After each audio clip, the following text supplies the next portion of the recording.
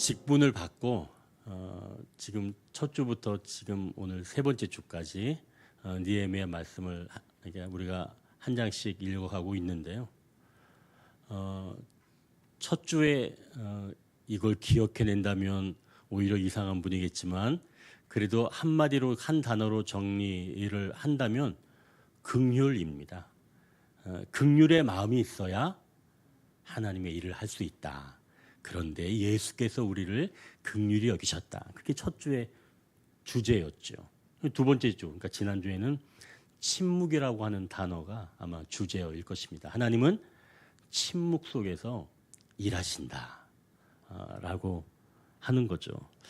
자, 오늘은 어떤 사람들이 어떤 일을 했는지 또 어떻게 감당했는지 이런 것들을 함께 은혜를 나누길 원합니다. 그러니까 긍휼히 여기는 마음과 침묵 속에서 하나님께서 일하셨던 바로 그 과정을 통해서 이제 사람들이 마음의 감동을 받고 어떻게 일했는지 오늘은 이제 그걸 살피는 거죠. 여러분 오늘 사실 주보 보고 좀 놀라지 않으셨나요? 1절부터 32절까지 설마 이걸 오늘 다 읽는다고? 이걸? 혹시 그런 생각하지 않으셨나요? 근데 진짜 읽으면서 어떤 생각이 드셨나요? 발음은 좀 잘 되셨어요? 저도 사실 몇 번 연습을 했어요. 그런데도 어렵더라고요. 이름을 읽는다는 게. 아니 발음도 제대로 되지 않는 사람 이렇게 우리가 읽는 게 지루하거나 불필요하다. 여러분 혹시 이런 생각 하셨나요? 근데 만약 이 이름들의 당사자들이라면 그런 생각 했겠어요? 오히려 자기 이름이 잘 기록되어 있는지 또 불리고 있는지 누가 내 이름 노유길 그러면은 그 기분 좋겠어요? 마찬가지죠.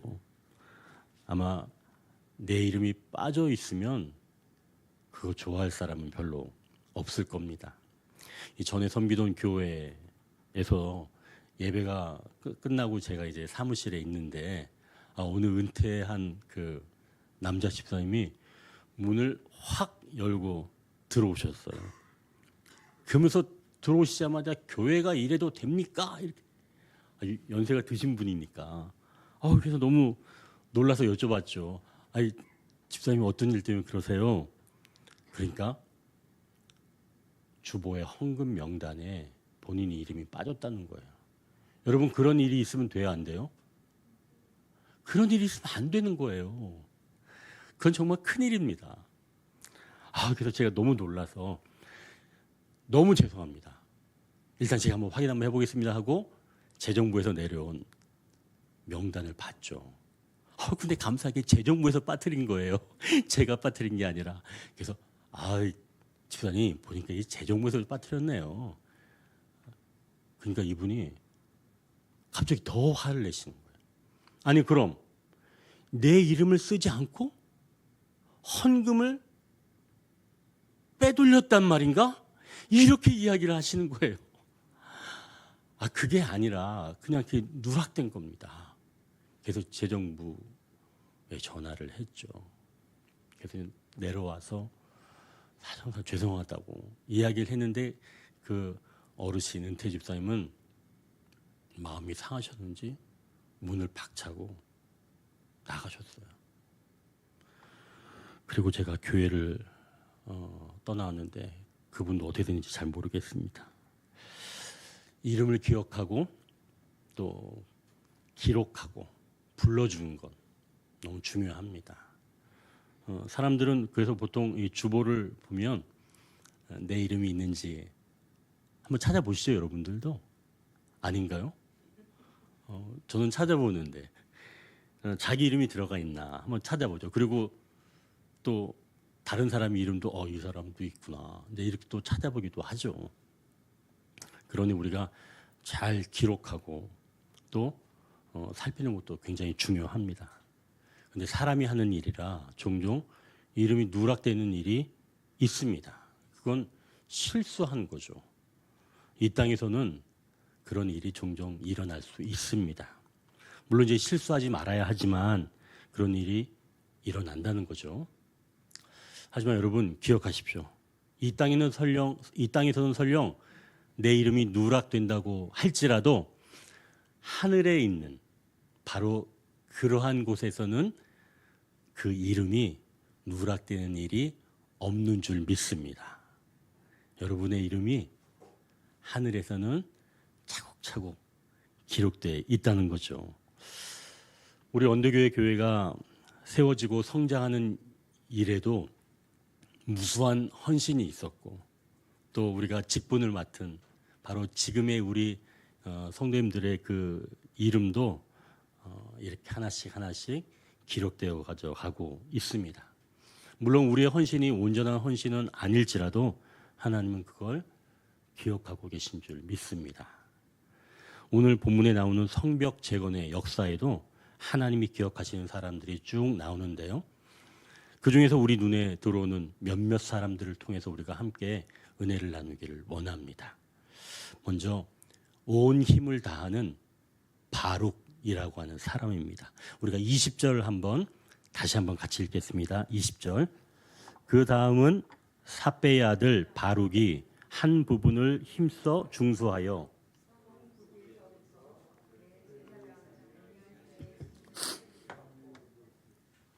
아멘.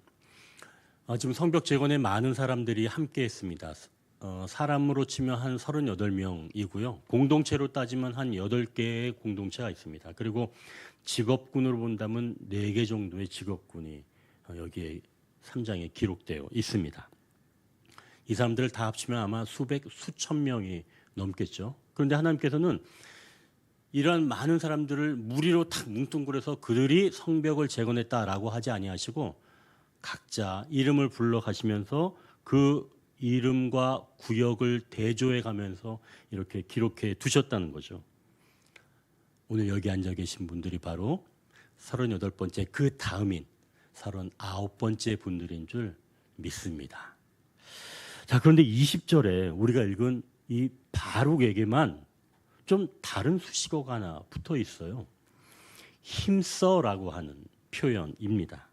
이 말은 단순히 열심히 일했다라고 하는 말이 아니라 아주 강렬하고 역동적으로 했다는 것을 말씀합니다.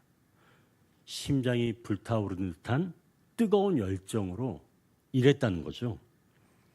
이 사람은 도대체 어떤 사람이길래 이렇게 뜨거운 열정을 가지고 일했을까요? 원래 태생이 그랬을까요? 바룩을 소개할 때 보니까 삿배의 아들 바룩이라고 말씀합니다. 여기서 이 삿배는 포로 귀환할 당시 약 760명 정도가 돌아온 평범한 일반 가정으로 볼 수가 있습니다. 종교 기득권을 가진 가문도 아니고 그렇다고 정치적인 특별한 어떤 권력을 가진 가문도 아니었습니다. 그냥 평범한 가문, 그리고 이 바룩은 평범한 사람이었죠.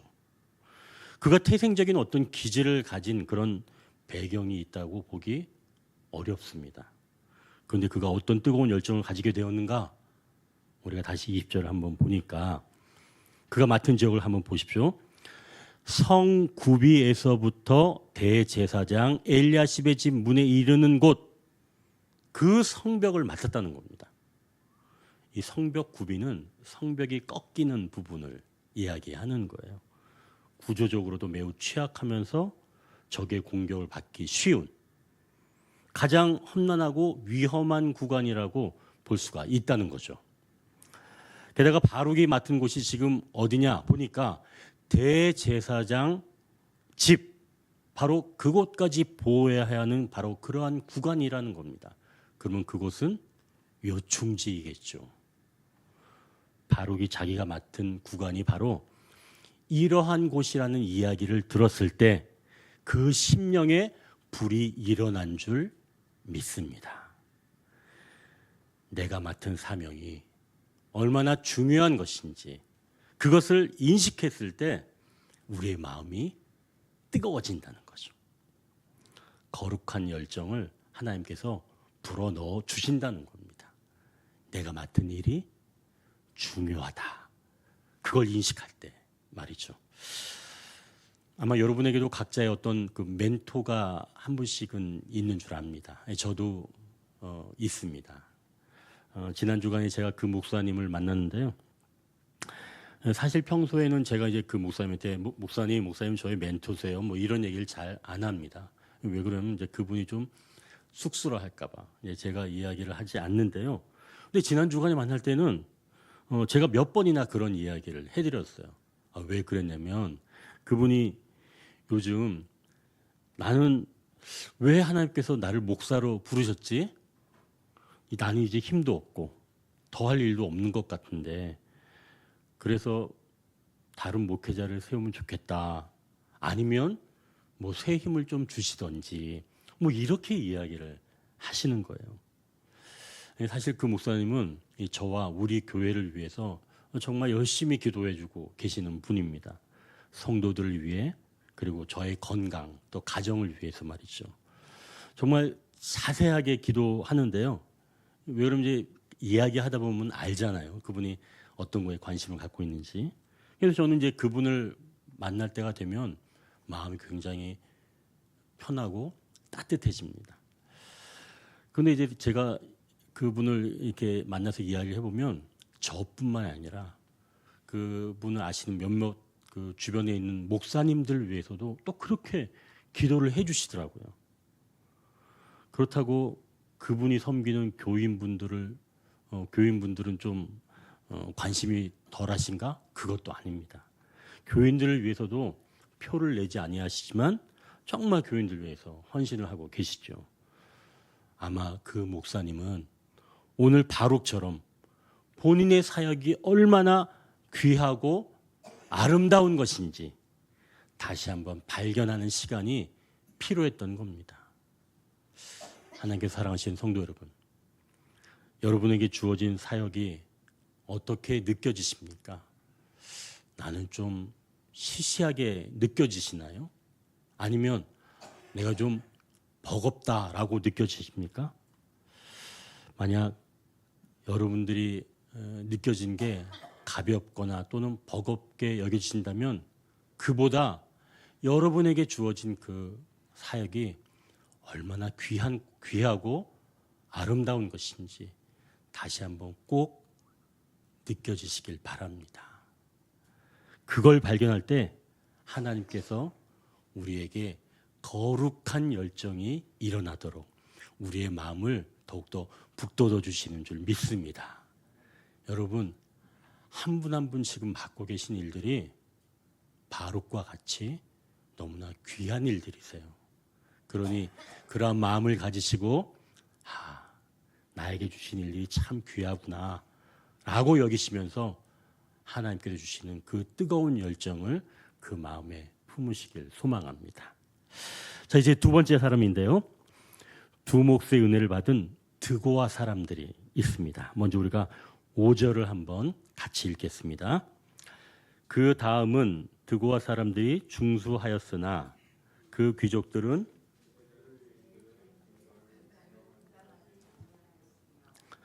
지금 드고아 지역의 일반 백성들은 성벽 재건에 참여하였으나 그 지역의 귀족들은 참여하지 않았다는 말씀입니다. 어떻게 이런 일이 일어난지 이 드고아 지역을 먼저 살펴본다면 예루살렘에서 남쪽으로 좀 한 16km 정도 내려와야 합니다. 그러니까 성벽 재건 그 공사 현장에서는 좀 떨어진 동네라고 볼 수가 있겠죠. 아마 여기서 법원리 정도, 아마 그 정도 거리일 겁니다. 아무래도 관심이 좀 줄어들 수밖에 없겠죠. 조금 떨어져 있으니까. 또 드고아는 예루살렘 성벽 밖에 있는 지방 마을이었기 때문에 성벽을 쌓는 행위는 이 주변 대적들 산발랏, 도비아에게 반역으로 간주가 되어서 보복당할 위험이 있는 겁니다. 그래서 이 드고아 귀족들은 정치적 계산이 빨랐던 거죠. 만약 성벽을 쌓다가 산발랏의 눈밖에 나면 우리의 기득권이 위태롭다. 이렇게 판단한 겁니다. 이렇게 드고아의 상황과 배경은 하나님의 일을 헌신하기에 어려운 환경이라고 볼 수는 있습니다. 하지만 우리가 읽은 이 5절은 그들이 성벽 재건 현장에 오지 못한 이유를 상황 때문이라고 하지 않고 그들의 주인들의 공사를 분담하지 아니하였다라고 말씀합니다. 여기서 분담하지라고 하는 그 말 뜻은 목을 숙여 멍에를 매다라고 하는 뜻입니다. 이 말은 드고와 귀족들이 상황이 어려워서 못한 게 아니라 하나님이 주시는 멍에를 매기 싫어서 교만이 곧 본질적인 이유였다는 거예요. 사실 이들이 이렇게 교만한 이유가 어제 오늘 일이 아니었습니다. 드고아 하면 혹시 생각나는 사람이 여러분 있나요? 드고아 하면 생각나는 사람은 바로 아모스 선지자라고 있습니다. 이 드고아의 출신이 곧 아모스였죠. 이 아모스는 가난한 이 자들을 외면했던 귀족들에게 정의, 공의를 선포했던 선지자입니다. 그런데 이 아모스 시대를 지나서 300년이 지난 이 드고아 지역의 귀족들은 여전히 하나님의 일을 함께하지 않았던 것이죠. 이렇게 여러분 불신앙의 DNA가 무섭다는 걸 이야기하는 겁니다. 어두운 그림자를 벗어나기가 이렇게 힘들다는 거예요. 자, 그럼 이렇게 불신앙 DNA가 계속 흐르면 그 지역 또는 그 가문은 계속 불신앙적이거나 뒤틀린 삶을 살게 될까요? 그렇지만은 않다는 걸 오늘 보여주는 겁니다. 하나님은 늘 상황에 눌려 있거나 또는 개인적인 욕심과 교만에 사로잡힌 그런 토양에서도 전혀 다른 사람이 나올 수 있다는 것을 오늘 보여주시는 거예요. 여러분 그 유다 역사상 가장 악한 가문 하면 혹시 어떤 사람이 떠오르나요? 아마 요시야 집안일 겁니다. 요시야 집안의 할아버지가 바로 므낫세였어요. 이 므낫세는 성전에 우상을 세우고 무죄한 자의 피를 흘린 바로 그러한 장본인입니다. 그리고 그 아들 이 아몬 역시 그 길을 그대로 따라가다가 비참하게 암살을 당했죠. 자, 그러면 그 아몬의 아들, 그 므낫세의 손자 이 요시야는 어떤 사람이겠어요? 그야말로 그 요시야는 영적 소망이 전혀 없는 집안에서 태어난 아이였습니다. 주변의 어른들, 나라의 귀족들 모두가 하나님을 버리는 것이 마땅하다고 여겼던 바로 그 시대에 그러한 가문에서 태어났던 사람이 요시야였어요. 하지만 요시야는 그 어두운 가문의 흐름에 내 몸을 맡기지 않았습니다. 그는 불과 8살 때 왕이 되었지만 자라나면서 우리 조상이 걸어간 그 길은 잘못되었다라고 하는 것을 깨닫고 아버지가 버린 그 여호와를 자기 인생의 주인으로 모시는 영적 독립을 선언한 왕입니다. 이 요시야의 모습이 오늘 본문의 이 드고아 사람들과 꼭 닮았습니다. 드고아의 귀족들, 그 가문의 어른들은 우리는 하나님의 공사를 분담하지 않겠다라고 하면서 뻣뻣하게 목을 세우고 있었지만, 그리고 그들은 불순종의 길을 선택했지만 그로 인해서 성벽 재건이 위기에 놓이게 되었지만, 그때 드고아의 평범한 백성들은 과연 어떻게 했을까요? 뭐 어른들도 안 하는데 우리라고는 별 수 있나? 라고 주저앉지 않았다는 겁니다. 오히려 요시야가 무너진 성벽을 수리했던 그들은 귀족들이 내팽겨친 그런 사명의 자리를 찾아간 사람들이 바로 드고아 사람들이었어요. 그뿐만이 아닙니다. 27절 한번 보십시오. 27절 한번 같이 읽겠습니다. 그 다음은 드고아 사람들이 한 부분을 중수하여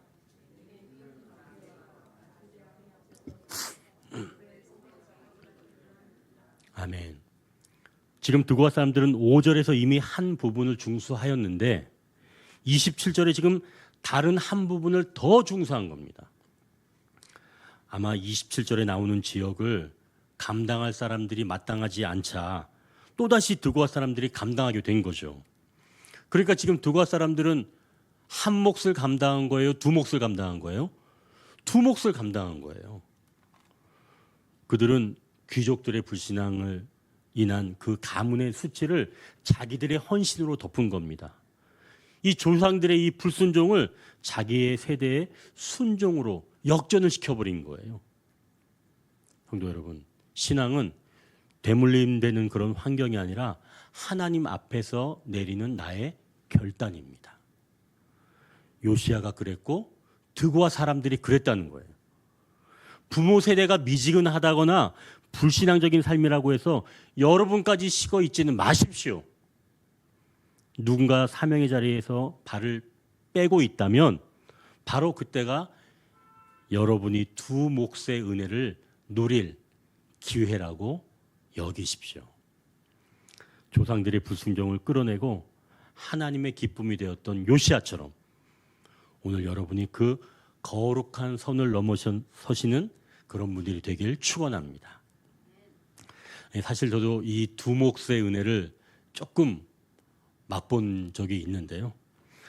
제가 이제 봉일천 교회 평신도로 있을 때, 그러니까 뭐 한 25년 정도 됐나요? 그때 제가 이제 금촌 지역, 이 금촌 주공 지역 담당 목회자가 없었습니다. 그래서 그때 이 금촌 주공 지역이 막 이제 개발돼서 교인들이 나오고 있었고 새벽 기도를 나오고 싶은데 담당 목회자가 없어서 또 그러니까 가끔 차량이 운행하기도 해서 이 금촌 주공에 사시는 분들이 새벽 예배를 나오고 싶지만 못 나온다는 그 이야기를 듣고 제가 좀 마음이 좀 그런가? 제가 그런 마음이 든 거예요. 그래서 그러면은 담당 목회자가 부임해 오실 때까지 뭐 제가 좀 하죠. 근데 사실 제가 그때 다른 사역도 많이 하고 있었습니다. 근데 그 일이 좀 마음에 걸렸죠. 그래서 제가 이제 이 새벽 차량 운행을 시작을 했습니다. 직장을 다니고 있던 터라 쉽지는 않았죠. 야근을 하고 오면은 잠을 못 자면서 새벽 차량 운행을 할 때도 있었으니까요. 어떤 그 권사님은 제가 그걸 수고한다는 걸 알고 그 주공에 사는 권사님이 저한테 소뼈를 선물을 주시더라고요. 저는 똑같은 성도한테 제가 소뼈를 받은 사람이에요. 제가 보통 사람이 아니죠. 소뼈를 받은 사람, 같은 성도인데. 근데 어느 날 이제 새벽에 아침에 딱 눈을 떴는데 벽시계를 보니까 6시인 거예요. 새벽 차량 운행 시간이 지나버린 겁니다. 그때 얼마나 마음이 허망한지, 그리고 밖에서 떨었을 그 성도들 생각하면 막 너무 싫더라고요. 그래서 막 제가 울었어요. 아내가 그때 제가 우는 소리를 듣고 일어나서 깨더니 저를 막 위로를 해주더라고요. 어떻게 할 수 없지 뭐. 할 수 없죠. 저 같이 많이 울었죠. 근데 좀 이따 아내가 다시 새벽에 이렇게 시계를 보더니 근데 여보 오늘은 토요일이에요. 여러분 토요일은 새벽 기도회를 없애야 돼요. 없는 게 좋아요. 제가 그 토요일이 얼마나 좋았는지 그날 제가 막 울다가 웃었는데요. 뭐 어떤 신체 변화가 있었는지 모르지만 아무튼 그날 너무 기뻤습니다. 그래서 제가 이제 그 생각만 하면 웃음이 절로 나는데요. 제가 새벽 기도회가 힘들지만 이 두 몫의 은혜를 받게 된 것도 아마 그때가 아닌가. 하나님께서 저를 그래도 사역자로 좀 불러주시길 아마 더 이렇게 끌어주실 때가 아마 그때가 아닌가 하는 그런 생각도 드는 것 같아요. 여러분, 내 가정이 불신앙적인 환경이거나 또는 내가 이 일까지 해야 돼 교회에서 두 몫을 감당해야 될 때, 만약 그런 때가 온다면 여러분 당황하거나 노하지는 마십시오. 오히려 혹시 하나님께서 나에게 두 몫의 은혜를 주시려고 하나? 라고 여러분 기억을 하시길 바랍니다. 하나님께서 우리에게 두 몫의 은혜를 베풀어 주시기 위해서 때로는 다른 것도 얹혀 주실 때가 있다는 것이죠. 이제 세 번째 사람인데요. 성벽 재건을 마치는 사람들, 금장색과 상인들입니다. 우리가 31절, 32절을 우리가 같이 한번 읽겠습니다. 31절, 32절. 그 다음은 금장색 말기야가 한밑갓 문과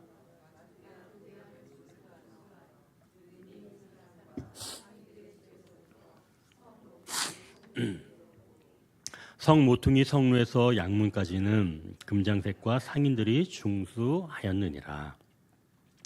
지금 우리가 성벽 재건 공사의 마지막 부분을 읽었습니다. 양문의 성벽 재건을 담당한 사람들이 지금 금장색과 상인들이라는 거죠. 그렇다면 양문은 어디이며 또 왜 이들에게 양문 성벽 재건을 맡겼는지 알아야겠죠. 여러분 이제 1절을 한번 좀 보십시오. 1절 보니까 같이 한번 읽어볼까요? 1절. 그때 대제사장 엘리야십이 그의 형제 제사장들과 함께 일어나 양문을 건축하여 성별하고 문짝을 달고 또 성벽을 건축하여 한메아 망대에서부터 하나넬 망대. 지금 보니까 성벽 재건 공사가 어디에서부터 시작되었다는 거예요? 양문. 그리고 누가 시작했나요? 대제사장과 제사장들. 성벽 재건 공사의 출발은 양문이었고 제사장들이 중수하였다라고 지금 1절에 말씀하죠. 이 양문은 예배에 바쳐드릴 양이 드나드는 문이 양문입니다. 그러니까 양문을 재건했다는 것은 곧 예배를 온전하게 회복했다는 거예요. 그래서 지금 대제사장이 시작하였고 동료 제사장이 지금 함께 한 겁니다. 자, 그럼 예배 회복은 어디까지 이어져야 돼요? 마지막 32절. 그 성벽의 마지막 매듭을 짓는 사람들은 여기에 대제사장과 제사장들이 나오나요? 32절에? 나오지 않죠. 바로 금장색과 상인들이라고 말씀합니다. 금장색은 금을 재련하는 사람들, 상인은 시장에서 물건 파는 사람들이에요. 왜 제사장이 하지 않고 성도에게 이걸 맡기셨을까요? 하나님은 그들의 손을 통해서 즉 금장색 상인들, 즉 성도의 손을 통해서 거룩한 성벽의 마지막 벽돌을 쌓게 하신 겁니다. 그리고 그들이 마친 곳이 바로 다시 양문이에요. 이건 사실 우리에게 영적 귀한 진리를 말씀합니다. 예배는 목회자가 강단에서 시작을 하는 것 같지만 그 예배의 완성은 월요일부터 토요일까지 세상 속에서 살아가는 성도의 삶으로 맞춰진다는 거예요. 금장색이 정교하게 금을 다루듯 우리에게 맡겨준 그런 직장에서 일을 성실하게 감당할 때, 또한 상인이 이익보다는 정직을 택하면서 그 자리를 택할 때 바로 그때 무너진 성벽이 재건되는 겁니다. 성도들이 정직하고 성실한 땀방울, 바로 그 모습이 사실은 하나님의 성벽을 재건하는 예배의 완성임을 기억하십시오. 금장색과 상인들이 치열하게 일하고 돌아온 것이 바로 양문이었습니다. 우리 인생이 세상에서 아무리 바쁘고 치열해도 내 직업, 내 기술, 그리고 내 물질, 이런 것들이 결국은 돌아올 마지막 곳이 다시 양문, 즉 예수님 앞이라는 거죠. 결국 예수 그리스도를 높이는 일에 쓰임을 받는다면 여러분은 이 시대의 금장색이고 귀한 상인들이라는 말씀입니다. 여러분의 일터를 단순하게 생계수단으로 여기지는 마십시오. 그곳은 여러분이 감당해야 할 성벽의 마지막 구역입니다. 믿으시죠? 자, 이제 마지막 이름 없이 살아간 느헤미야입니다. 자, 이렇게 대제사장부터 상인까지 각자 자리에서 성벽을 쌓았는데요. 근데 여러분, 우리가 모든 명단을 읽으면서 한 가지 이상한 점을 발견할 수 있습니다. 이 모든 공사를 계획하고 독려하고 밤낮으로 성벽을 돌보았던 총독 느헤미야의 이름은 정작 이 명단 어디에도 없다는 사실입니다. 물론 동명이인은 있어요. 근데 그 느헤미야는 이 느헤미야가 아니죠. 자, 오늘 우리는 이 32절까지 수십 명의 이름을 하나하나 불렀습니다. 그런데 이 성벽 재건을 위해 자기 생명을 걸고 예루살렘으로 달려왔던, 그리고 밤잠을 자지 않고 대적들의 위협 속에서 공사를 총지휘했던 이 총독 느헤미야의 이름은 어디에도 기록되지 않았습니다. 그는 명령만 내리는 지휘관이 아니었죠. 누구보다도 앞서서 성벽을 돌았고 누구보다 많이 기도했던 인물이 바로 느헤미야입니다. 근데 왜 정작 자기의 이름은 이 명단에서 빠뜨렸을까요? 혹시 누락시켰을까요? 느헤미야는 자기가 주인공이 되지 않기를 원했죠. 그 목적은 오직 하나, 하나님의 이름이 다시 예루살렘에 세워지는 것을 원했기 때문입니다. 그는 오히려 성도 한 사람 한 사람을 주인공으로 세우기를 원했던 거죠. 그래서 바룩의 열심도 기록해 주었고 드고아 사람들을 기록해 주었으며 이름 없는 상인들의 그 수고를 명단에 남겨두었습니다. 그러나 정작 자신은 무대 뒤로 사라졌습니다. 느헤미야의 기쁨은 자기의 이름이 불리는 것이 아니라 무너진 하나님의 성벽이 다시 연결되는 것이기 때문이었죠. 사랑하는 성도 여러분, 우리는 이 느헤미야의 모습에서 예수 그리스도를 바라볼 수가 있습니다. 빌립보서 2장 7절과 8절은 이렇게 말씀합니다. 오히려 자기를 비워 종의 형체를 가지사 사람들과 같이 되셨고 사람의 모양으로 나타나사 자기를 낮추시고 죽기까지 복종하셨으니 곧 십자가에 죽으심이라. 예수님은 하나님의 영광, 하늘의 영광스러운 이름을 버리고 인간의 몸을 입으셨으면서 결국 십자가 위에서 죄인의 이름으로 죽으심으로 오히려 스스로의 이름을 지워버리셨습니다. 그러나 하나님은 그대로 놔두셨을까요? 그렇게 하지 아니하셨죠. 빌립보서 2장 9절에 하나님께서 이렇게 말씀하십니다. 이러므로 하나님이 그를 지극히 높여 모든 이름 위에 뛰어난 이름을 주사. 오늘 우리도 느헤미야처럼 또 예수님처럼 나의 이름을 지우고 오직 주님의 이름만 높이며 나아가기를 원합니다. 그때 하나님은 세상이 줄 수 없는 가장 영광스러운 이름을 여러분의 생명책 위에 기록해 주시는 줄 믿습니다. 여러분이 감당하시는 그런 이름 없는 봉사와 눈물은 세상에서는 알아주지 못할 수도 있습니다. 그러나 기억하십시오. 주님을 위해 내 이름을 지우는 자에게 하나님은 모든 이름 위에 뛰어난 이름을 주신다고 말씀합니다. 그리고 그 영광에 참여케 하신다는 것이죠. 나는 죽고 예수만 사는 그 은혜가 여러분의 무너진 성벽을 재건하는 가장 강력한 능력이 되기를 주님의 이름으로 간절히 축원합니다. 말씀을 정리합니다. 여러분 혹시 세상의 주보에 내 이름이 빠져 서운한 적이 있으신가요? 누군가 나의 수고를 알아주지 않아 낙심했던 적이 있습니까?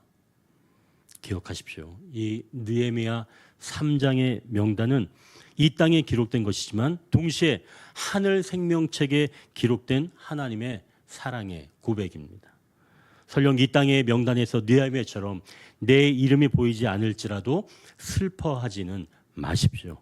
우리 주님은 여러분이 바룩처럼 뜨거웠던 순간을, 그리고 드고아 사람처럼 두 몫을 감당했던 그 눈물을 모두 알고 계시는 줄 믿습니다. 나는 어떤 사람입니까? 이름이 나지 않아도 좋습니다. 대단한 귀족이 아니어도 괜찮습니다. 오직 어린 양 예수 그리스도의 양문 곁에서 주님이 맡겨주신 그 한 구간을 묵묵히 지켜내는 바로 그 사람, 그 한 사람으로 오늘을 살아가시는 저와 여러분이 되시길 주님의 이름으로 축원합니다. 기도하겠습니다.